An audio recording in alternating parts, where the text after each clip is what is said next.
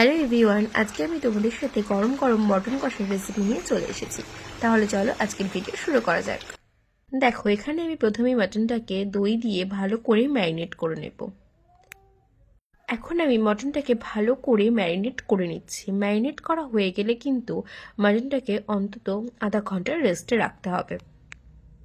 এবার এখানে আমি পেঁয়াজ, টমেটো, লঙ্কা, আদা, রসুন আর জিরে নিয়েছি। এখানে আমি আলুগুলোকেও কিন্তু কেটে নিয়েছি। এবার আমি গ্যাসে কড়াই চাপিয়ে দেব। কড়াই গরম হয়ে গেলে কড়াইতে তেল ঢেলে দেব গরম হওয়ার জন্য। কড়াইতে তেল গরম হতে হতে এখানে আমি মিক্সিতে মশলাটা করে নেব। এখানে মশলার জন্য আমি জিরে, আদা, রসুন, শুকনো লঙ্কা এগুলোকে ভালো করে মিক্সিতে পেস্ট করে নিয়েছি। এবার আমি আলুগুলোতে পরিমাণ মতো নুন হলুদ মাখিয়ে নিয়ে তারপর গরম তেলে ভেজে নেব।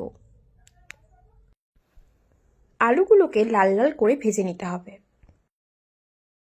এখানে আমার আলু ভাজা কমপ্লিট হয়ে গেছে। এবার আমি গরম তেলের মধ্যে জিরে, শুকনো লঙ্কা, তেজপাতা ফোড়ন দিয়ে পেঁয়াজগুলোকে ছেড়ে দেব। তারপর পেঁয়াজগুলোকে লাল লাল করে ভেজে নেব। পেঁয়াজগুলো হালকা ভাজা ভাজা হয়ে আসলে এর মধ্যে লঙ্কা আর টমেটোগুলোকে ছেড়ে দেব। তারপর এটাকে ভালো করে একটু ভেজে নিতে হবে।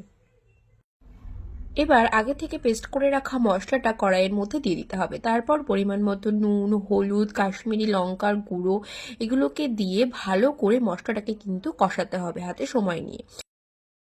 মশলার কালারটা যখন ঠিক এমন পর্যায়ে চলে আসবে তখন আগে থেকে ম্যারিনেট করে রাখা মাংসটা আমি মশলার মধ্যে দিয়ে দেব। তারপর মশলা সহ মাংসটাকে ভালো করে কষিয়ে নিতে হবে।